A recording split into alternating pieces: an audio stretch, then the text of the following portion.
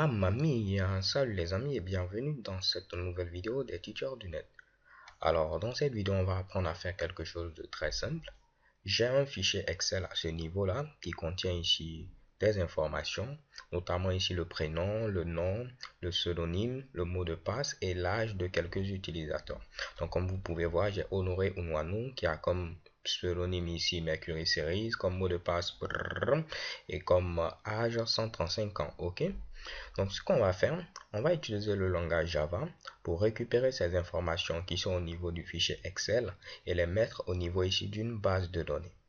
Donc, il va sans dire que pour suivre cette vidéo, il va falloir avoir quelques petites connaissances dans l'utilisation d'Excel, juste simplement pour créer ici cette petite feuille avec ces différentes informations.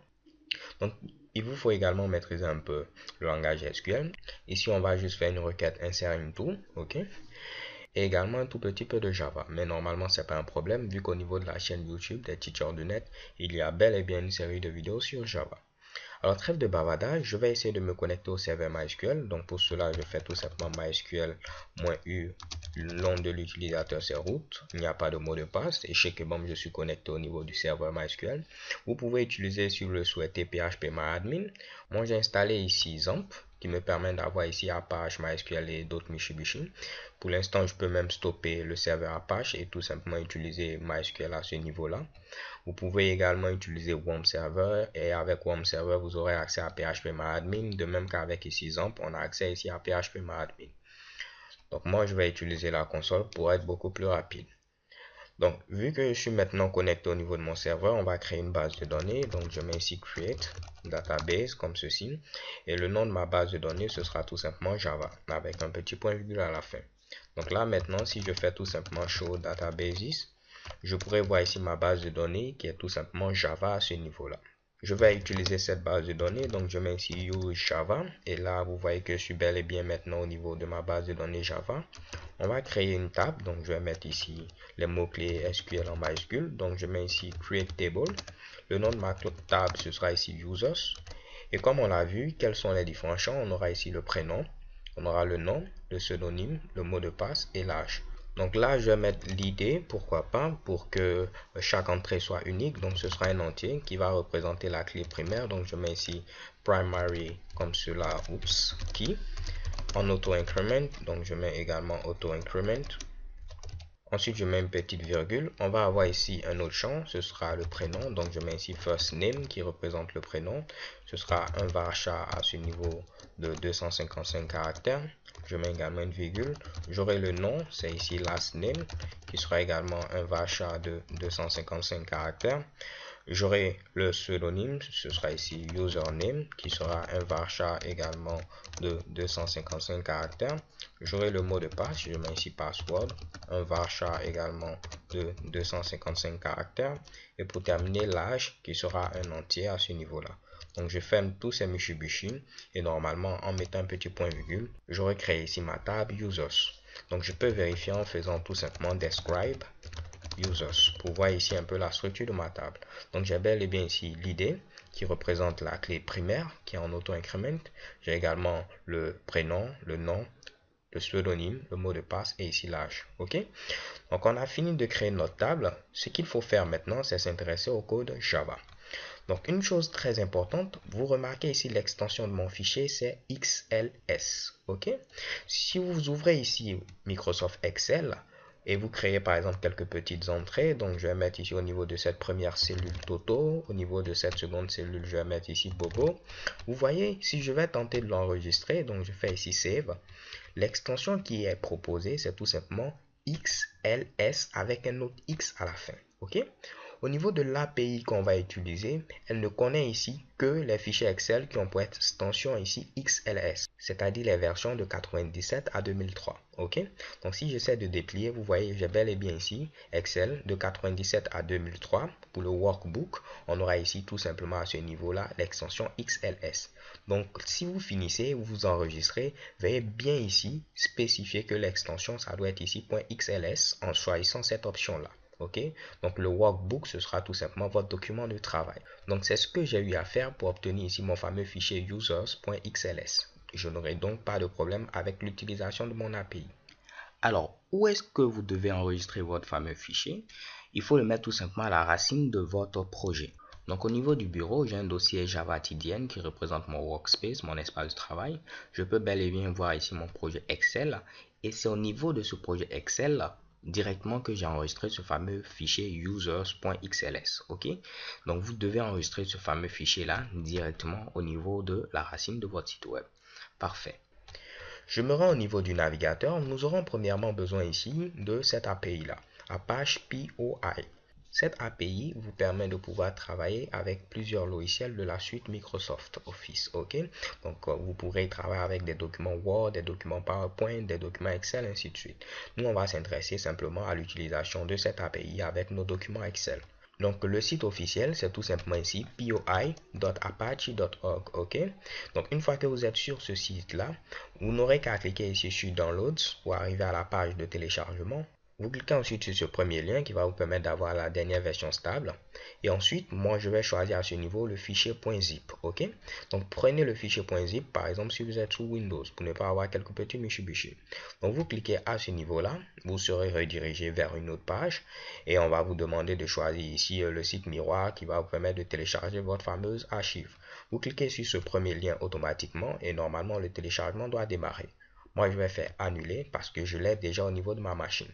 Donc, si on essaie de récapituler, Apache POI, c'est tout simplement à ce niveau-là une librairie Java qui va vous permettre de pouvoir manipuler des documents Microsoft. Ok? Donc là, je n'ai fait que lire ce qui est présent à ce niveau. Apache POI is a pure Java library for manipulating Microsoft documents. Ok? Donc là, également, je reviens à ce niveau. On va télécharger un connecteur Java. Puisqu'on va avoir besoin de nous connecter à notre base de données, il faudra avoir ici un connecteur qui va nous permettre de faire le lien entre Java et également notre base de données.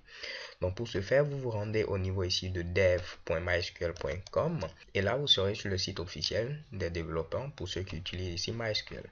Si je descends tout juste à ce niveau-là, vous avez plusieurs liens où on va cliquer ici sur MySQL Downloads. Ok?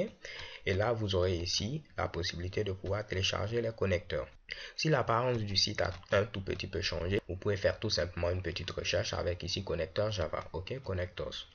Donc là, je vais cliquer sur ce lien MySQL Connectors et là, on va utiliser connector J. Donc, c'est le connecteur Java, tout simplement. Si par exemple, on voulait utiliser comme langage Python, on allait prendre ce connecteur-là.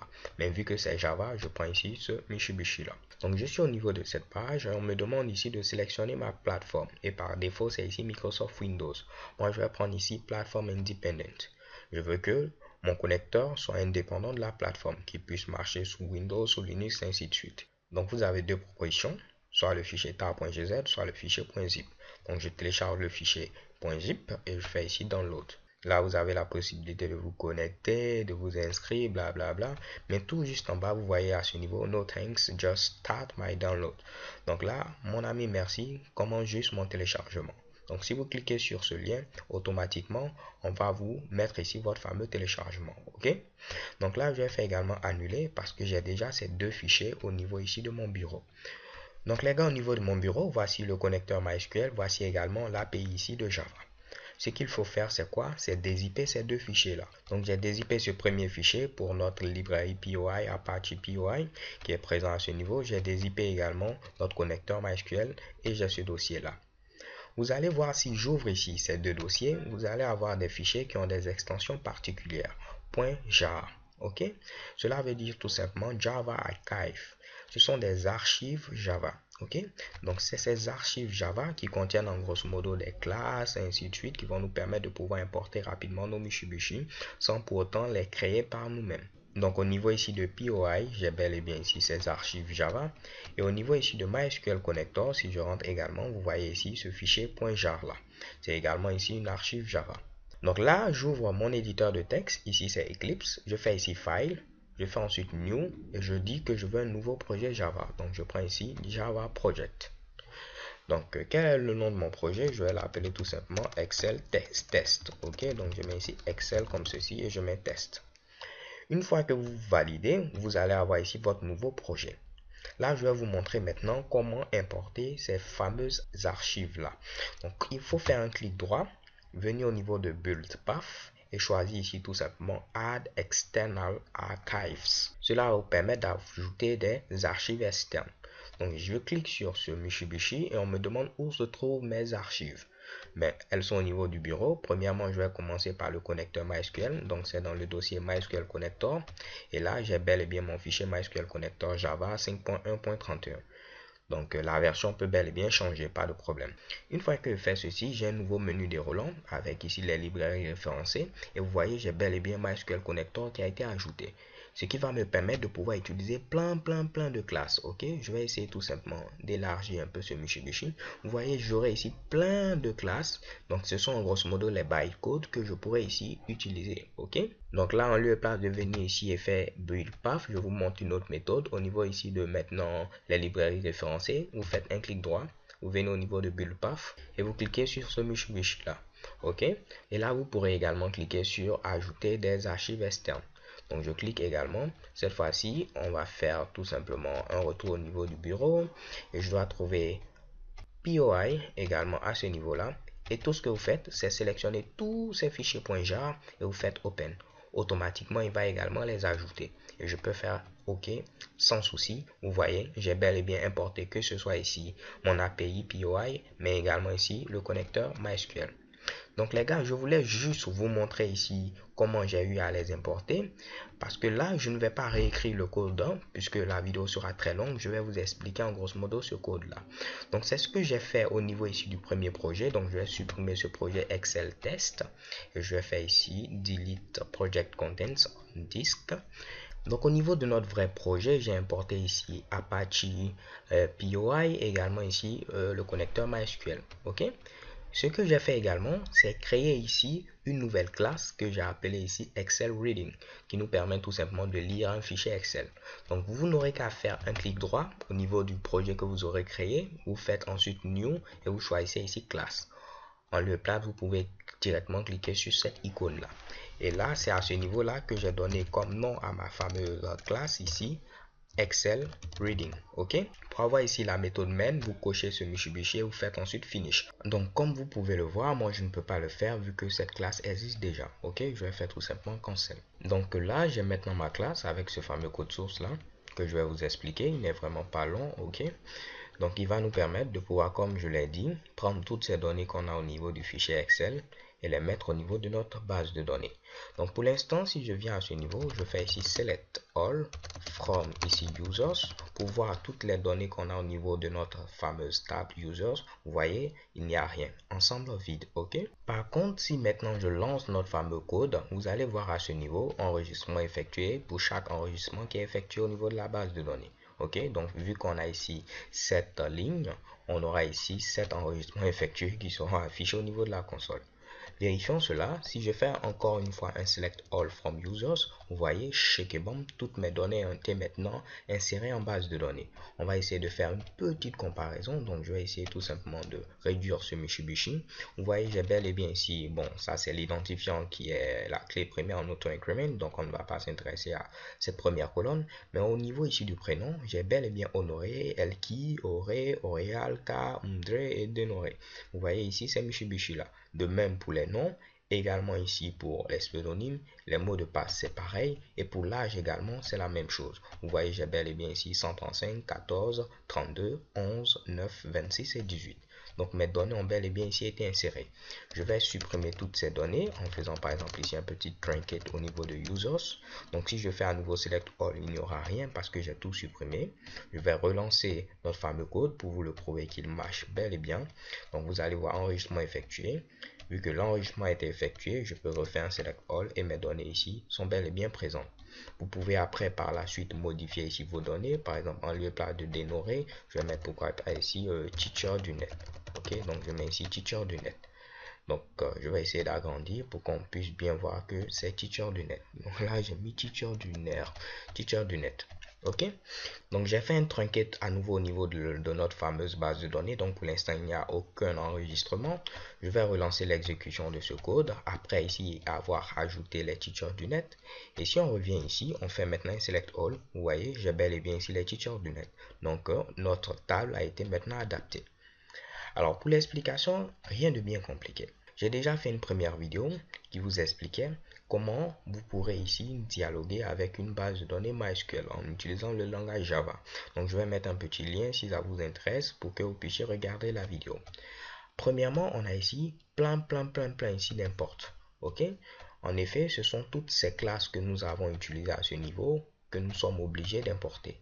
Tout compte fait, lorsque vous utilisez une classe et que cette dernière n'est pas importée, vous aurez une erreur. Vous n'aurez qu'à cliquer ici sur l'erreur et automatiquement Eclipse va se charger comme un grand garçon d'importer ici toutes ces classes-là pour vous. Donc là, ensuite, on a la déclaration de notre classe, rien de bien compliqué. Alors, vous pouvez me demander quel est ce suppress warning qui est présent à ce niveau-là. En effet, je vais l'enlever tout simplement pour vous expliquer. Vous voyez, à ce niveau, j'ai cette erreur-là. Iterator is a raw type. Ok, donc c'est un type brut. Et on me dit que les références de ce type-là doivent être normalement paramétrées. On vous donne ici 5 propositions pour pouvoir ici résoudre ce problème-là. Et j'ai pris cette dernière proposition qui a rajouté ici ce fameux suppress warning-là. Ok? Donc là, on a maintenant ici notre méthode principale, la méthode main. Et à l'intérieur de cette méthode, nous avons des déclarations de variables. On a ici connection, statement et value. Ne vous inquiétez pas, je vais revenir à ce niveau vous expliquer l'utilité de chacun de ces Mitsubishi. Donc là, on a un bloc try catch. Le bloc try catch, pourquoi?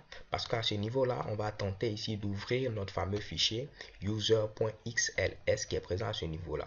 Donc, comme vous le savez, on peut avoir ici des erreurs lorsqu'on tente d'ouvrir notre fichier. Il est donc préférable d'entourer notre code avec un bloc try catch. Donc, tu essaies de faire ceci sur le fichier, mais si tu trouves une erreur, donc une exception de type input-output, automatiquement, il faut afficher cette exception-là.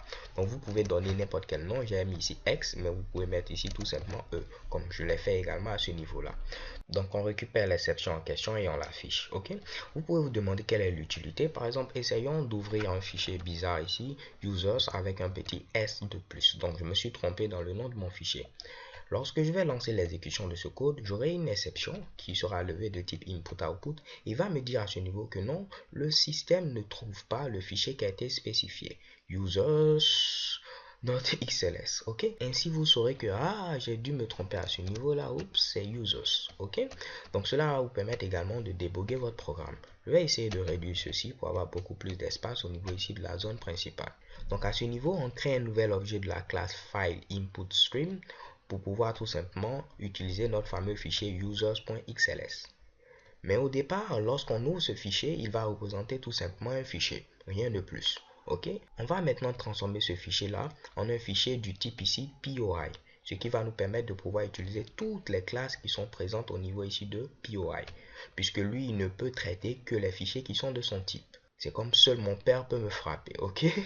Donc les gars, c'est ça. Donc vous avez ici users.xls qui est d'abord un fichier simple. On va utiliser la classe POI file system pour transformer ici notre fameux fichier en un fichier maintenant du type POI. Ainsi, vous aurez la possibilité de faire tout ce que vous voulez. Alors, comme je vous l'ai dit, l'API ici POI ne vous permet pas de manipuler seulement que des fichiers Excel. Vous pouvez manipuler des fichiers PowerPoint, des fichiers Word, ainsi de suite. Donc, il faut dire que, mon gars, mon fameux fichier, c'est un fichier Excel. Raison pour laquelle on utilise cette autre classe-là, HSSF Workbook. Ok? Donc, cette classe-là va nous permettre de dire que, oui, on a maintenant ici notre fameux Workbook, donc notre document de travail Excel. Ok, donc si vous vous rappelez, lorsqu'on avait tenté d'enregistrer ce Mitsubishi, donc je fais ici Save As, lorsqu'on choisissait, vous voyez, il vous met toujours Workbook, ok, Workbook pour vous dire ici document de travail Excel.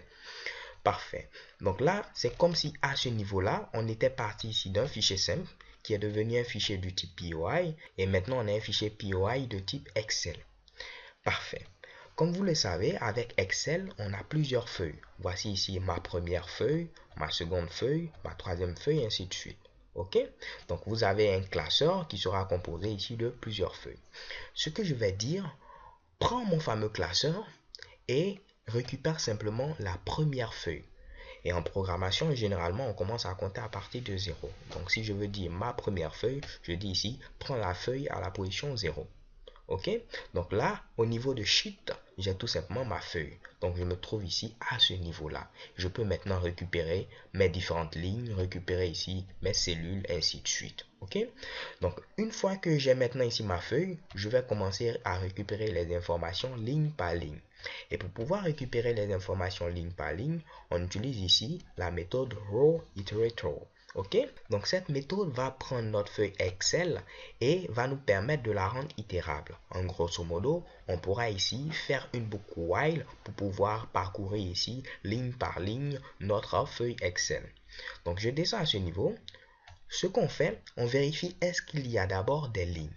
S'il y a des lignes, on pourra continuer. Mais s'il n'y a pas de lignes, pas besoin ici de faire d'autres opérations. Donc, tant qu'il y a des lignes, ce qui est matérialisé par ce Mitsubishi là, on vide ici le tableau. Comme je vous l'ai dit, ne vous inquiétez pas, on va revenir au niveau ici de value.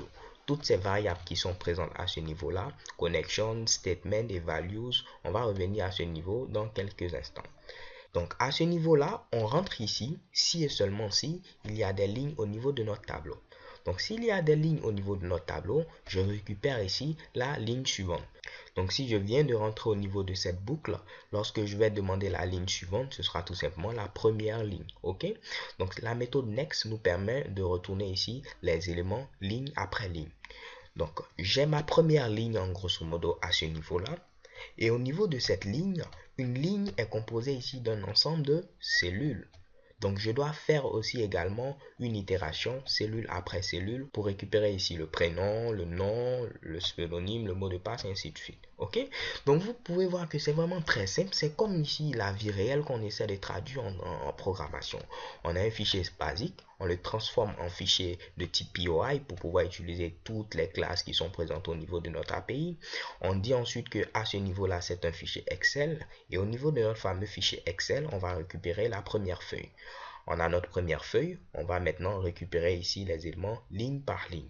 Une fois que je suis arrivé au niveau d'une ligne, je vais maintenant parcourir ici à ce niveau les cellules.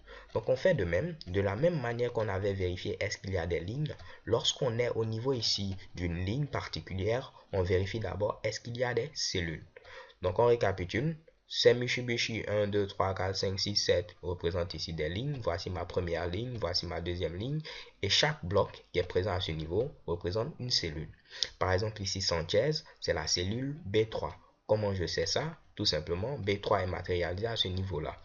Ramos qui est présent à ce niveau, c'est la cellule ici, B5, ok? Donc, pas de problème à ce niveau-là. Donc, une fois que j'ai ma cellule, maintenant, il me faut prendre la valeur et l'enregistrer en base de données. Et c'est maintenant là, à ce niveau, que vous verrez l'importance de ces différentes variables qui étaient présentes ici. Donc, ce que je fais, c'est quoi? Donc, une fois que je récupère ma cellule, qui est un objet de la classe ici, HSF, ici, cell, je vais faire quelques petites vérifications, histoire de pouvoir avoir la bonne valeur. On peut vérifier est-ce que notre cellule contient tout simplement une valeur numérique, par exemple 98.5, 25, ainsi de suite, en grosso modo un nombre. On peut vérifier également est-ce que notre cellule contient tout simplement une chaîne de caractères. Donc on peut avoir le type de notre cellule, ce qui est matérialisé par get cell type. Donc si vous voulez voir l'ensemble des types disponibles, vous pouvez faire tout simplement HSF comme ceci, cell, et vous mettez un petit point, automatiquement vous avez plusieurs types. Vous avez le type booléen, le type erreur, le type formule, le type blank pour dire tout simplement que la cellule est vide et ainsi de suite. Donc libre à vous en fonction de vos données de faire des tests et agir en conséquence. Alors ce que j'ai décidé de faire pour ce script, c'est de ne pas enregistrer directement cellule après cellule les informations. Je vais enregistrer les informations ligne après ligne. Ok? Donc une fois que j'ai l'information qui est contenue au niveau ici d'une cellule, je vais la stocker au niveau ici d'un tableau dynamique. Un tableau dynamique, c'est tout simplement avec le langage Java ce qu'on appelle un ArrayList. Ok? Pour déclarer un ArrayList, il faut tout simplement mettre à ce niveau-là ArrayList. Il faut dire ensuite quel type de valeur ce fameux ArrayList va contenir. Ici, il va contenir des chaînes de caractères. Et ensuite, vous n'aurez qu'à mettre ici new. Vous copiez ce que vous avez mis ici, vous le collez tout simplement à ce niveau, vous mettez des parenthèses et points-virgules. Donc pour ceux qui ont suivi ma série de vidéos sur Java, normalement ils n'auront pas de problème, puisqu'on a vu en long et en large ces fameux ArrayList là. Donc au niveau ici de value, je peux maintenant stocker ici plusieurs entiers sans me soucier ici de comment ces informations seront rangées, puisque ce tableau va s'adapter dynamiquement. À ce niveau, si votre cellule est de type numérique, Pour récupérer la valeur, il faut mettre le nom de votre objet, ici cell, et ensuite vous utilisez la méthode getNumericCellValue. Ok? Donc cette méthode va vous permettre de pouvoir avoir la valeur. Si votre cellule est bel et bien de type numérique. Si votre cellule est de type chaîne de caractères, vous mettez ici getStringCellValue. Donc vous l'aurez retenu. Si votre cellule est de type booléen, vous n'aurez qu'à mettre ici getBooleanCellValue. Ok, ainsi de suite. Donc pas de problème à ce niveau-là. Donc ce que je fais, si notre cellule est de type numérique, je récupère ici la valeur. Mais comme je l'ai dit, cette valeur sera une valeur numérique. Cela peut bel et bien ici être un nombre à virgule. Vu que je sais que à ce niveau, l'âge qui sera stocké n'est pas ici un nombre à virgule, donc un nombre entier, je vais convertir ici notre fameuse valeur en maintenant un entier. Donc j'utilise le casting. Une fois que j'ai mon entier, je suis obligé de le convertir en chaîne de caractères. Pourquoi? Parce que je veux l'ajouter au niveau du tableau values.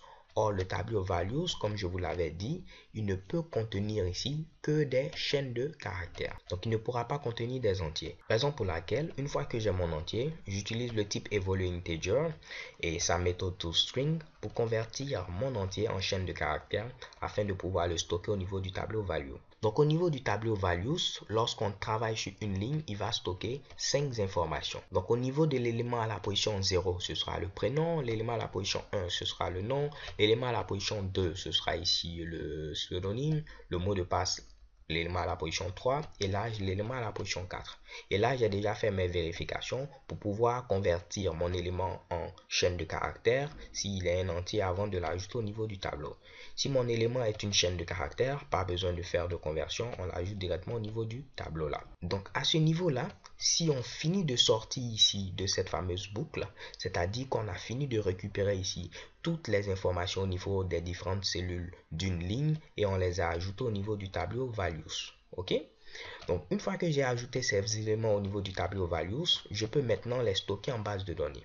Donc, ce que je fais, dès que je récupère les informations d'une ligne, je stocke cette ligne en base de données et je passe à la ligne suivante. Je récupère les différentes cellules, je stocke les informations et je viens ici à la ligne suivante, ainsi de suite. Donc là, premièrement, il faut se connecter à notre base de données. Comme vous l'avez vu, notre base de données, je lui ai donné comme nom ici Java. Ok? Donc j'utilise ici le connecteur JDBC. Comme je vous l'ai dit, j'ai déjà fait une vidéo sur la connexion entre MySQL et ici tout simplement Java. Donc vous pourrez la regarder. Mais rien de bien compliqué. On essaie tout simplement de se connecter à notre base de données. J'utilise ici le JDBC qui représente tout simplement Java Database Connectivity. Grosso modo, c'est notre connecteur Java. Ensuite, je dis que ce sera une base de données MySQL. Le serveur se trouve sur ma machine en local, donc 127.0.0.1. Je pourrais mettre également localhost et je dois mettre le nom de ma base de données. Ici, c'est Java. Je mets ensuite le nom de l'utilisateur qui est ici root et il n'y a pas de mot de passe, donc une chaîne de caractères vide. Une fois que j'ai cette fameuse variable connexion que j'avais créée à ce niveau-là, donc elle va nous permettre de pouvoir nous connecter à la base de données. Ensuite, vous voyez, j'ai cet objet-là également statement. Statement pour dire tout simplement instruction. C'est cet objet-là qui va nous permettre de pouvoir faire des requêtes au niveau ici tout simplement de notre base de données. Donc, pour pouvoir faire des requêtes, on utilise notre connexion à la base de données et sa méthode createStatement. Cela veut dire je veux tout simplement faire à ce niveau-là une nouvelle requête. Alors, quelle est la requête que je souhaite faire? Voilà ici ma requête qui est présente à ce niveau-là. Alors, cette requête est vraiment très simple. Je vais essayer d'agrandir histoire de pouvoir mieux vous présenter ceci. Voilà, on va essayer de décaler un tout petit peu pour pouvoir tout voir. Je crois que c'est parfait. Donc, tout ce que je fais, je dis que insérer au niveau de la table Users, au niveau du champ First Name, vous allez insérer ce qui sera présent à ce niveau-là. Au niveau du champ Last Name, ce qui sera présent à ce niveau-là. Au niveau du champ Username, ce qui sera présent à ce niveau-là. Au niveau du champ Password, ce qui sera présent à ce niveau-là. Au niveau du champ Âge, ce qui sera présent ici à ce niveau-là. Donc, libre à vous de mettre également ici, pourquoi pas, ce Mitsubishi là avec les codes. Ok, donc il n'y a pas de souci à ce niveau-là. Ce que je fais maintenant, je dis que ce premier pourcentage S représente l'élément à la position 0 au niveau de notre tableau.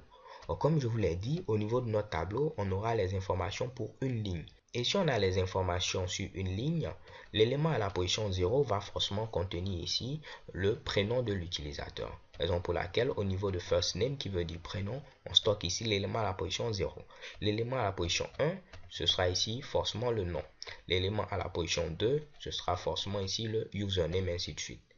Donc, une fois qu'on a fini ici de bien formater notre requête, j'ai utilisé tout simplement le type evaluate string avec sa méthode format, histoire d'avoir quelque chose de beaucoup plus lisible. Sinon, on pouvait utiliser bel et bien les concaténations, mais le code allait être un peu plus laid, ok? Donc, une fois que j'ai ma requête qui est bien formatée, je vais maintenant exécuter cette requête-là. Pour ce faire, j'utilise ici notre fameux objet statement et je dis que je veux exécuter ma requête qui est présente à ce niveau-là. Ok, donc si c'était une requête qui permet tout simplement de récupérer des informations au niveau de la base de données, on allait utiliser execute comme ceci, query.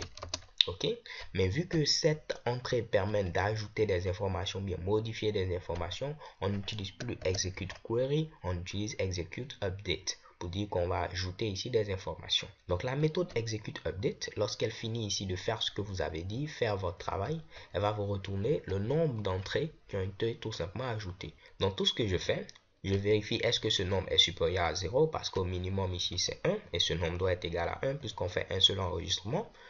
Si ce nombre est supérieur à 0, alors il faut afficher enregistrement effectué.